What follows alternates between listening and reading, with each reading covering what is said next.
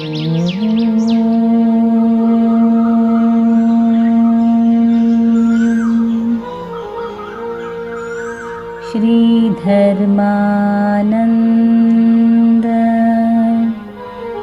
गुरुचरणकमलेभ्यो नमः।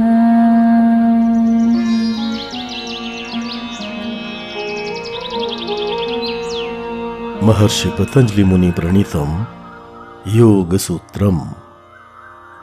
महर्षि पतंजलि कृत योग सूत्र महर्षि व्यास भाष्य सहित अनुवाद तथा प्रस्तुति कुलदीप धीमान।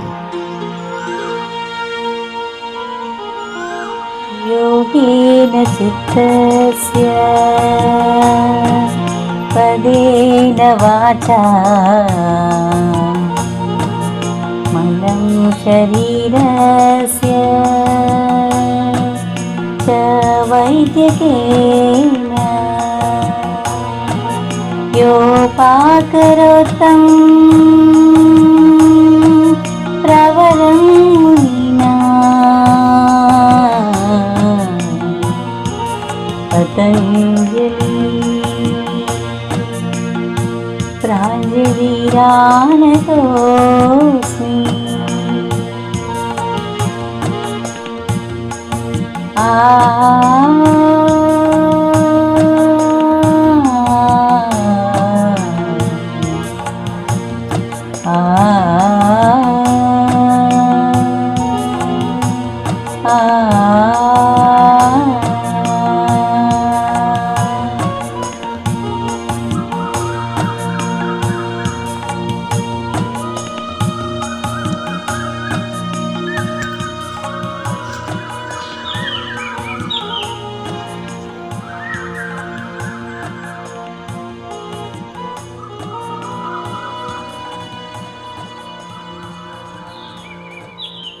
पिछले वीडियो में हमने जाना कि योग सूत्र की रचना महर्षि पतंजलि ने की थी। उन्होंने योग सूत्र को सूत्र शैली में लिखा, इसलिए भाष्य या टीका के बिना उसे समझना कठिन है। यद्यपि योग सूत्र पर अनेकों व्याख्याएं हैं, तथापि हम मुख्य रूप से व्यास भाष्य का सहारा लेंगे। हमने ये भी जाना कि योग सूत्र 4 अध्यायों में बटा है: समाधिपाद, साधनपाद, विभूतिपाद और कैवल्यपाद। हम समाधिपाद से प्रारंभ करते हैं, जो कि व्यास जी के अनुसार योग के उत्तम अधिकारियों के लिए हैं। इस वीडियो में हम समाधिपाद के प्रथम सूत्र पर विचार करेंगे। प्रथम सूत्र है अथ योगानुशासनम। अब योग का अनुशासन आरंभ हो रहा है, अर्थात अब योग विद्या के शास्त्र का आरंभ हो रहा है। आगे बढ़ने से पहले यह जानना आवश्यक है कि सूत्र किसे कहते हैं। अंग्रेजी भाषा में सूत्र का अनुवाद एफोरिज्म किया जाता है, जो कि सही अनुवाद नहीं है। वास्तव में सूत्र शब्द के लिए सही शब्द किसी भी भाषा में नहीं है, क्योंकि सूत्र शैली केवल संस्कृत की विशेषता है। सूत्र 3 या 4 शब्दों की एक अत्यंत गहन रचना होती है, जिसके द्वारा कोई सिद्धांत या नियम बताया जाता है। क्योंकि सूत्र में इतने कम शब्द होते हैं, इसलिए उनको स्मृति में बिठाना बहुत सरल होता है। सूत्र की व्याख्या वायु पुराण में इस प्रकार की गई है: अल्पाक्षरम असंदिग्धम सारवत विश्वतोमुखम अस्तोभम अनवद्यम च सूत्रम सूत्रविदो विदुः। हम अब एक एक शब्द को समझेंगे। अल्पाक्षरम अर्थात सूत्र में कम से कम शब्दों का प्रयोग किया जाना चाहिए। विशेषणों अलंकारों आदि का प्रयोग नहीं किया जाता। सूत्र में कम से कम शब्दों में अधिक से अधिक कहना होता है। हास्य में कहा जाता है कि अगर सूत्रकार सूत्र लिखते समय एक भी मात्रा कम कर सकें तो वे ऐसे उत्सव मनाते हैं जैसे कि उनके यहाँ बच्चे का जन्म हो गया हो। अगला शब्द है असंदिग्धम, जिसका अर्थ है बिना किसी अस्पष्टता के। सूत्र अल्पाक्षर होना चाहिए, परंतु जो उसमें कहा जा रहा है एकदम स्पष्ट होना चाहिए। अगला शब्द है सारवत, जो कहा जा रहा है उसे तत्व से कहना चाहिए, इधर उधर की बातें नहीं करनी चाहिए। विश्वतोमुखम, सूत्र में कही गई बात वैज्ञानिक सिद्धांत की तरह सार्वभौमिक होनी चाहिए। अल्पाक्षरम असंदिग्धम सारवत विश्वतोमुखम। अगला शब्द है अस्तोभम, सूत्र में स्तुति आदि शब्द नहीं होने चाहिए। अल्पाक्षरम असंदिग्धम सारवत विश्वतोमुखम अस्तोभम। अगला शब्द है अनवद्यम, सूत्र में आंतरिक विरोधाभास नहीं होना चाहिए। जो बात एक सूत्र में कही जा रही है उसी बात का आने वाले सूत्र से बिना अर्थ के बाध नहीं होना चाहिए। अल्पाक्षरम असंदिग्धम सारवत विश्वतोमुखम अस्तोभम अनवद्यम च सूत्रम सूत्रविदो विदुः। सूत्रकार सूत्र को इस प्रकार समझते हैं। अब हम समाधिपाद के पहले सूत्र को लेते हैं, अथ योगानुशासनम। अब योग के अनुशासन का आरंभ हो रहा है। इस सूत्र में 3 शब्द हैं, अथ, योग और अनुशासन। संदर्भ के अनुसार अथ शब्द के भिन्न भिन्न अर्थ हो सकते हैं। अथ शब्द का प्रयोग आरंभ के अर्थ में किया जाता है, अधिकार के अर्थ में तथा मंगल अर्थ में भी किया जाता है।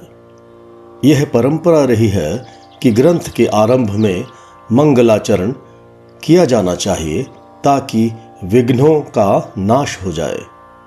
मंगलाचरण 3 प्रकार के होते हैं, आशीर्वादात्मक, नमस्कारात्मक तथा वस्तु निर्देशात्मक। आशीर्वादात्मक मंगलाचरण प्रभु, गुरु या माता पिता का आशीर्वाद प्राप्त करने के लिए किया जाता है। नमस्कारात्मक मंगलाचरण के द्वारा किसी देव या देवी की स्तुति की जाती है तथा वस्तु निर्देशात्मक मंगलाचरण द्वारा ग्रंथ की विषय वस्तु बताई जाती है। योग सूत्र को देखकर ऐसा लगता है कि इसमें मंगलाचरण नहीं किया गया है, परंतु ऐसी बात नहीं है। अथ शब्द मंगलार्थक भी होता है। सूत्रकार अल्प अक्षरों का प्रयोग करते थे, इसलिए अगर एक शब्द से काम चलता हो तो वहां श्लोक क्यों लिखा जाए। ऐगिरिनन्दिनी नन्दितमेदिनी विश्वविनोदिनी नन्दनुते गिरिवरविन्द्यशिरोधिनिवासिनि विष्णुविलासिनि जिष्णुनुते भगवति हेशिति कण्ठकुटुम्बिनि भूरि कुटुम्बिनि भूरि कृते जय जय हे महिषासुरमर्दिनि रम्यकपर्दिनि शैलसुते ऐगिरिनन्दिनि नन्दितमे। अब देखें भाष्यकार व्यास अथ शब्द के बारे में क्या कहते हैं। अथेत्ययम् अधिकारार्थः। अथ इति अयम् अधिकार अर्थः। व्यास जी के अनुसार यहाँ पर अथ शब्द अधिकार के अर्थ में प्रयुक्त हुआ है। इस संदर्भ में अथ का अर्थ है अधिकार, अर्थात किसी विषय की पहुंच के बारे में बताना। योग सूत्र का मुख्य विषय है योग और इसमें योग के समस्त पहलुओं की चर्चा होगी। व्यास जी आगे कहते हैं, योगानुशासनम शास्त्रम अधिकृतम वेदितव्यम। जो शास्त्र योग को व्यवस्थित करता है उसका आरंभ हो चुका है, ऐसा जानना चाहिए।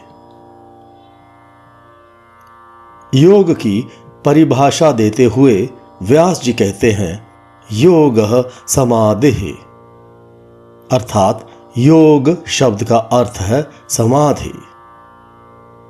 इस बात पर ध्यान देना चाहिए कि योग शब्द का सही उच्चारण योग है, योगा नहीं।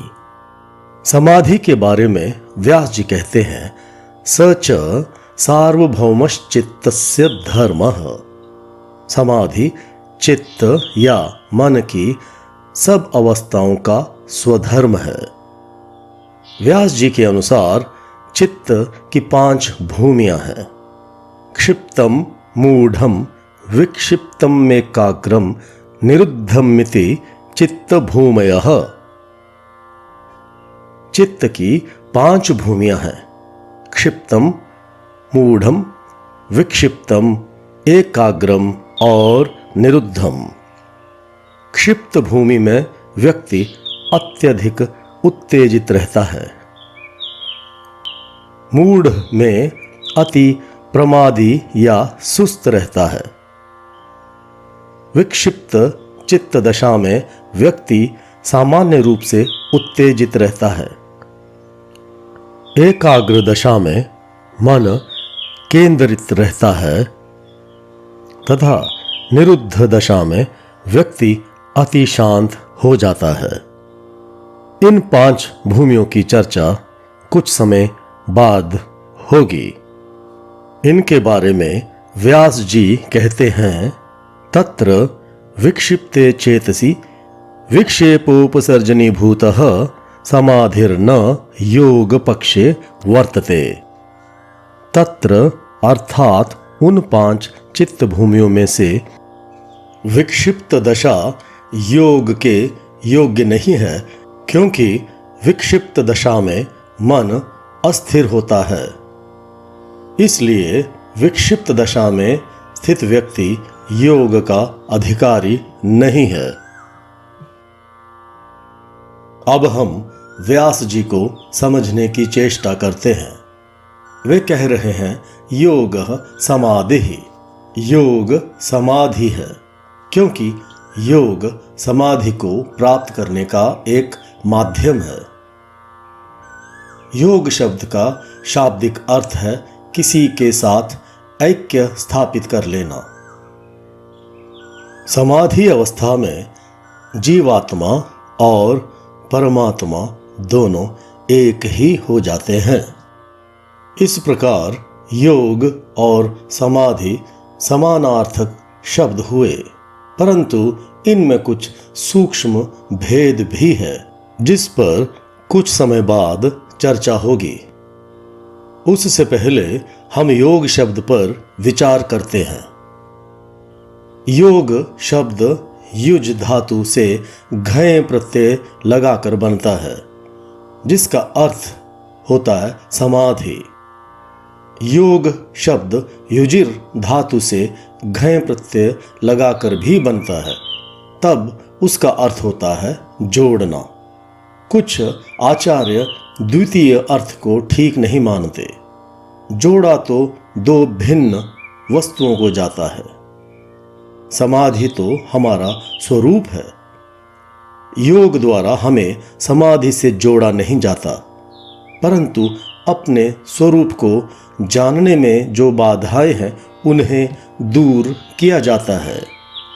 अधिक गहराई में ना जाते हुए हम यह कह सकते हैं कि योग एक प्रक्रिया है और उस प्रक्रिया का फल भी है। अतः यह कहना गलत नहीं कि योग समाधि है। योगः समाधिः। फिर व्यास जी कहते हैं कि समाधि चित्त की सब भूमियों का स्वभाव है। यह बताया जा चुका है कि चित्त की 5 भूमियां होती हैं: क्षिप्तम, मूढ़म, विक्षिप्तम, एकाग्रम और निरुद्धम। अब इनको एक एक करके समझते हैं। क्षिप्तम, जो व्यक्ति इस दशा में होते हैं उनका चित्त अत्यंत उत्तेजित, अकेंद्रित, चंचल और बिखरा बिखरा सा होता है। रजगुण से ओतप्रोत उनका मन बाह्य विषयों में भटकता रहता है। रजगुण का अर्थ है ऊर्जा तथा वेग, परंतु अगर ऊर्जा बहुत अधिक तथा अनियंत्रित हो तो विनाश की ओर ले जाती है। यह ऐसा ही है जैसे किसी छोटे इलेक्ट्रॉनिक उपकरण में बहुत अधिक वोल्टेज का करंट दे दिया जाए।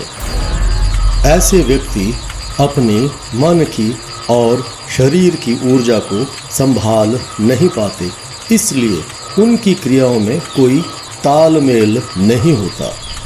अगली चित्त दशा है मूढ़। एक अर्थ में यह दशा क्षिप्त के विपरीत है।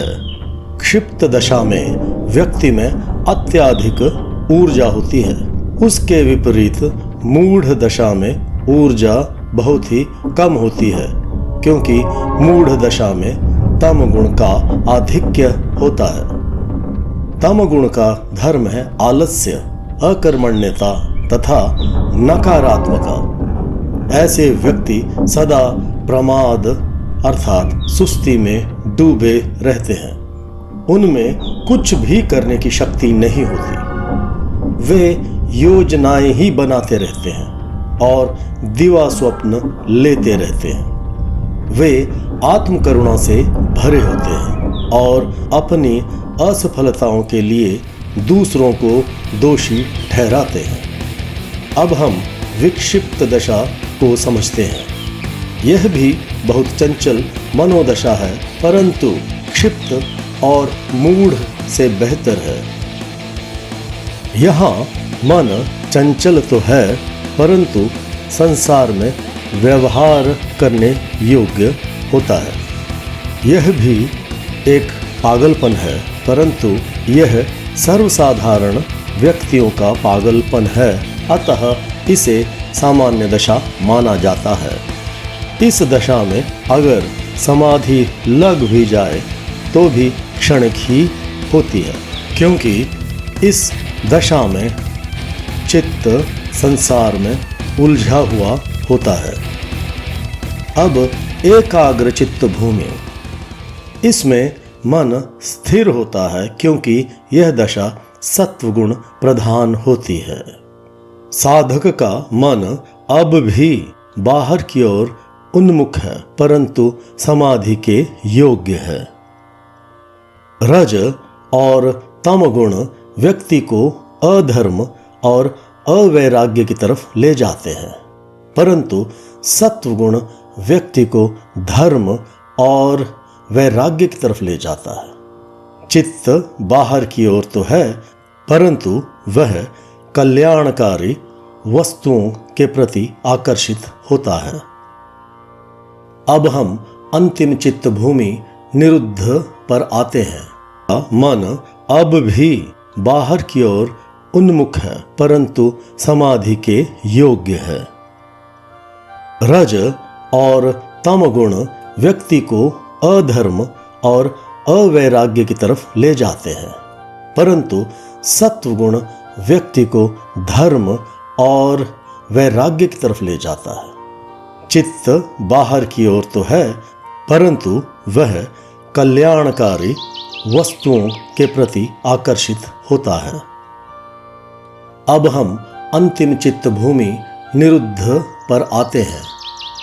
यहाँ पर चित्त पूर्णतः शांत हो जाता है। इस दशा में मानसिक तनाव नहीं होता, क्योंकि तीनों गुण लगभग साम्यावस्था में हो जाते हैं। क्योंकि समाधि के लिए किसी वस्तु के आलंबन की आवश्यकता नहीं रहती, इसलिए अहंकार भी लुप्त हो जाता है और व्यक्ति को केवल अपने होने का आभास मात्र रहता है। व्यास जी कहते हैं कि इन 5 चित्त दशाओं में विक्षिप्त दशा योग और समाधि के योग्य नहीं है, क्योंकि इस दशा में चित्त विचलित रहता है। ठीक है, परंतु इसका अर्थ क्या यह है कि पिछली 2 भूमियां क्षिप्त और मूढ़ योग के योग्य हैं? नहीं। अगर विक्षिप्त ही योग्य नहीं है तो क्षिप्त तथा मूढ़, जो कि विक्षिप्त की अपेक्षा अधम है, कैसे योग के योग्य हो सकती हैं? अब एक प्रश्न उठ सकता है। पहले व्यास जी ने कहा था कि समाधि तो मन की सभी भूमियों का स्वभाव है या स्वरूप है, तो अब वे पहली 3 दशाओं को अयोग्य क्यों बता रहे हैं? व्यास जी पहली 3 दशाओं को योग्य से बाहर नहीं निकाल रहे हैं। वे केवल इतना कह रहे हैं कि इस समय इन दशाओं वाले व्यक्ति योग के अधिकारी नहीं हैं, क्योंकि वे अब योग के लिए तैयार नहीं हैं। उनको पहले इस योग्य बनाना होगा कि वे योग में प्रवृत्त हों। उन्हें पहले किसी मनोवैज्ञानिक की सहायता लेनी होगी या किसी गुरु की शरण में जाना होगा। उनमें योग और समाधि का सामर्थ्य तो है, परंतु तैयारी नहीं। जिस प्रकार एक छोटे बच्चे में गणित सीखने का सामर्थ्य तो होता है, परंतु अभी बच्चा इतना परिपक्व नहीं है कि गणित को समझ सके। इसीलिए व्यास जी कहते हैं कि समाधि तो चित्त का मूल स्वभाव है। किसी वस्तु का स्वभाव वह होता है जो उससे कभी अलग न किया जा सके। जैसे जलाना आग का स्वभाव है और मीठापन शक्कर का स्वभाव है। अगर आग जलाए ना तो हम उसे आग नहीं कहेंगे। उसी तरह अगर शक्कर में मीठापन ना हो तो हम उसे शक्कर नहीं कहेंगे। व्यास जी का कहना है कि हमारा चित्त चाहे जितना भी उत्तेजित या मूढ़ क्यों ना हो, मूल में तो उसका स्वभाव समाधि ही होता है। ऐसा क्यों कह रहे हैं व्यास जी? हमें यह याद रखना होगा कि योग दर्शन सांख्य दर्शन के सिद्धांतों को स्वीकार करता है। सांख्य दर्शन कहता है कि कार्य अर्थात इफेक्ट हमेशा अपने कारण में सूक्ष्म रूप से पहले से ही उपस्थित होता है। कार्य अर्थात इफेक्ट और कुछ नहीं, कारण अर्थात कॉज का ही परिवर्तित रूप है, कोई नई वस्तु नहीं। इस सिद्धांत को सत्कार्यवाद कहते हैं। साधारण शब्दों में मक्खन केवल दूध से ही बनता है, न कि पानी, शहद या तेल से। यह इसलिए कि मक्खन पैदा करने की शक्ति केवल दूध में होती है, न कि पानी, शहद या तेल में। इससे यह सिद्ध होता है कि कार्य अपने कारण में पहले से ही स्थित होता ही है। अगर यह बात न मानी जाए तब तो अराजकता और अव्यवस्था पैदा हो जाएगी।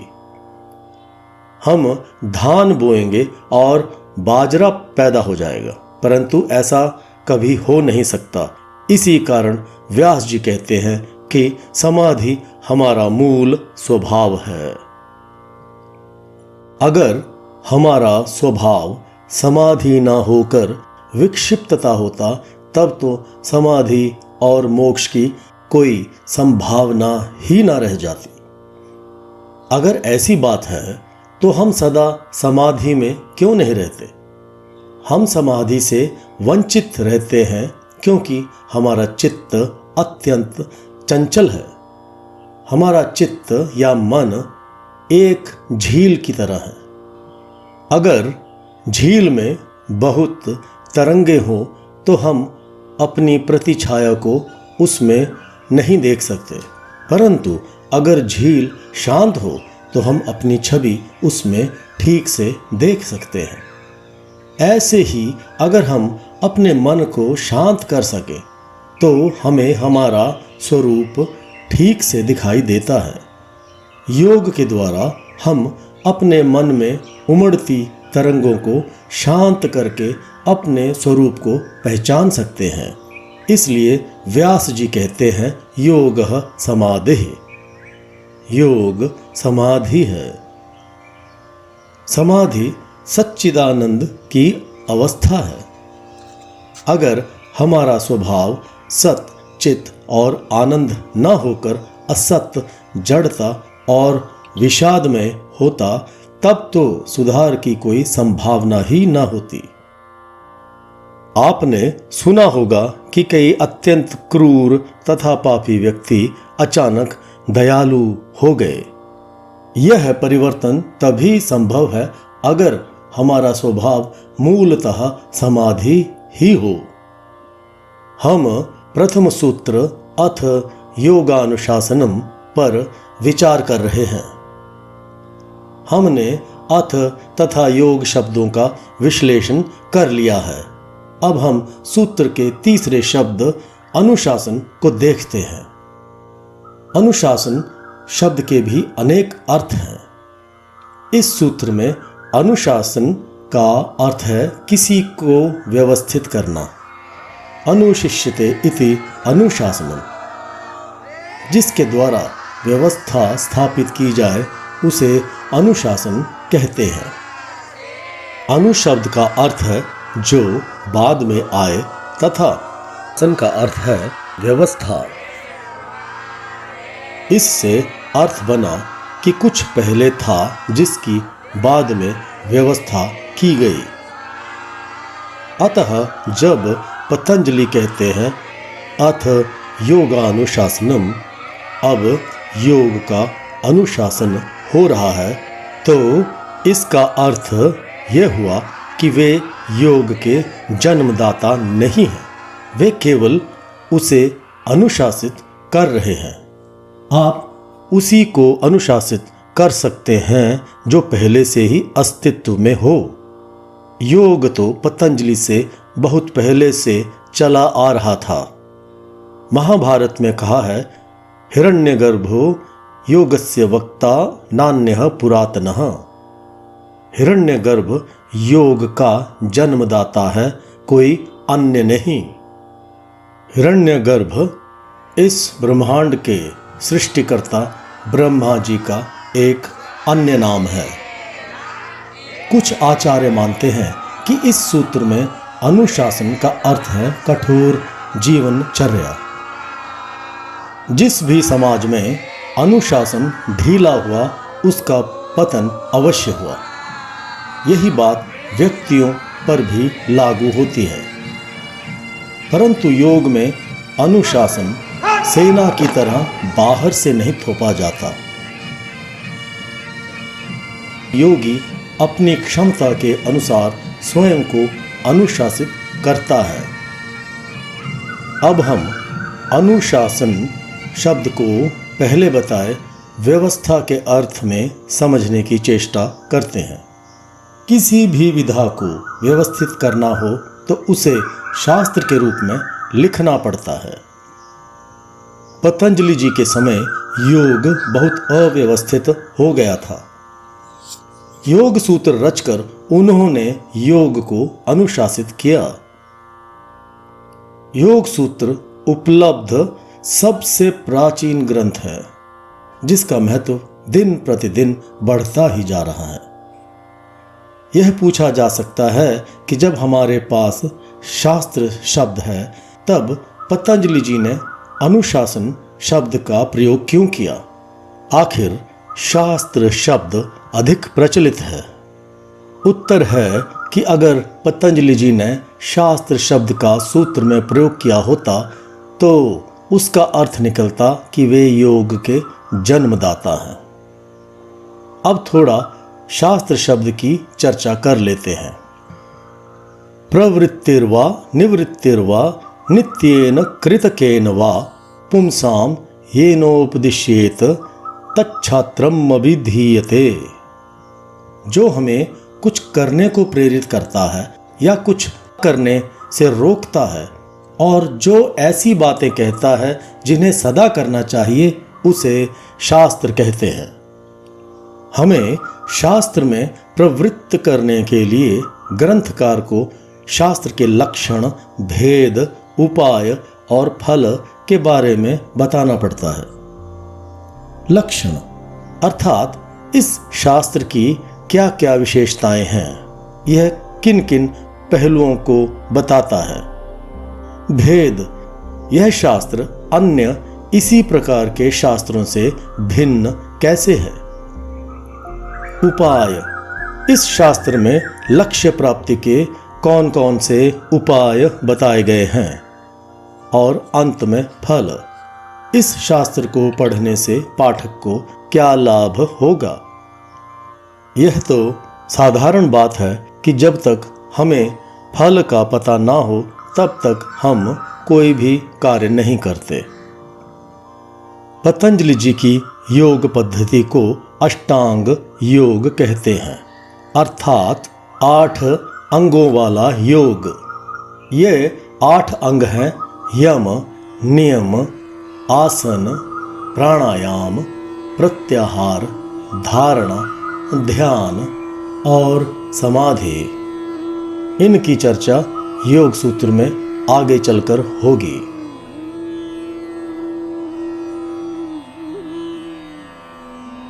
अब हम व्यास भाष्य को लेते हैं।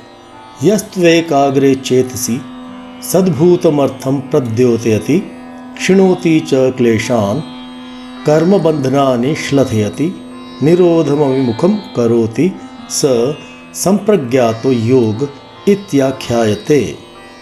यस्त्वेकाग्रे चेतसि, यह तू एकाग्रे चेतसि, जब एकाग्र दशा में मन समाधि को प्राप्त होता है, सद्भूतमर्थम प्रद्योतयति, तब वह हर वस्तु को उसके सही स्वरूप में देखता है।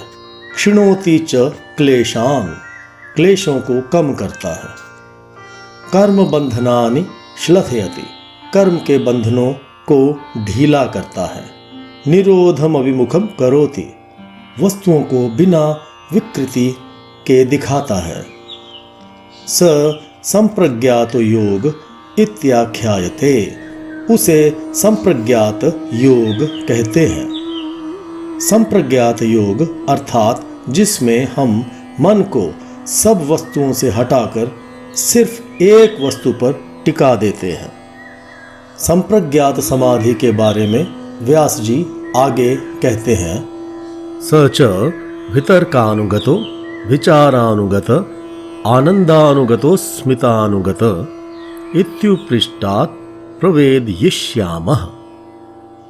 संप्रज्ञात समाधि 4 प्रकार की होती है: वितर्कानुगत, विचारानुगत, आनंदानुगत तथा अस्मितानुगत। इत्युपृष्टात् प्रवेदयिष्यामः। इन 4 प्रकार की संप्रज्ञात समाधियों को आगे चलकर समझाया जाएगा। फिर व्यास जी कहते हैं, सर्ववृत्ति निरोधे तो संप्रज्ञातः समाधिः। जब मन सब वृत्तियों से मुक्त हो जाता है तब उस अवस्था को असंप्रज्ञात समाधि कहते हैं। इससे पहले हम संप्रज्ञात समाधि की चर्चा कर चुके हैं। उसे संप्रज्ञात समाधि इसलिए कहते हैं कि उसे ध्यान को एक वस्तु पर केंद्रित कर दिया जाता है, परंतु असंप्रज्ञात समाधि में मन सब वस्तुओं से मुक्त हो जाता है। व्यास जी कह रहे हैं, तस्य लक्षणाभिधित्स्येदं सूत्रम प्रववृते। उस समाधि अवस्था को बताने के लिए अगला सूत्र कहा जा रहा है। इस वीडियो में हमने योग सूत्र के प्रथम सूत्र अथ योगानुशासनम की चर्चा की। इसमें पतंजलि जी ने बताया कि वे योग को अनुशासित कर रहे हैं। हमने योग शब्द को समझा। हमने जाना कि योग शब्द दो प्रकार से बनता है, युज धातु से घय प्रत्यय लगाकर और युजिर धातु से घय प्रत्यय लगाकर। पहले का अर्थ होता है समाधि और दूसरे से अर्थ बनता है जोड़ना। हमने देखा कि व्यास जी ने कहा योग समाधि, योग ही समाधि है, अर्थात योग हमारे चित्त का मूल धर्म है। हमने चित्त की 5 भूमियों की चर्चा की। ये भूमियां हैं क्षिप्तम, मूढ़म, विक्षिप्तम, एकाग्रम तथा निरुद्धम। फिर हमने जाना कि सूत्र में अनुशासन शब्द का अर्थ है व्यवस्थित करना। अतः हम कह सकते हैं कि अब योग को व्यवस्थित किया जा रहा है। अथ योगानुशासनम।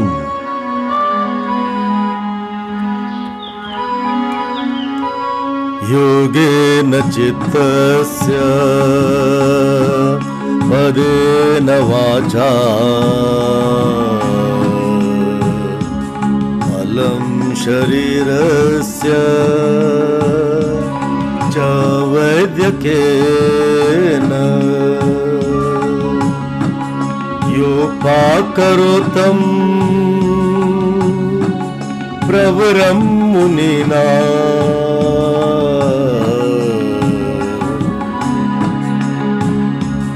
पतंजलि प्राञ्जलिरानतोऽस्मि।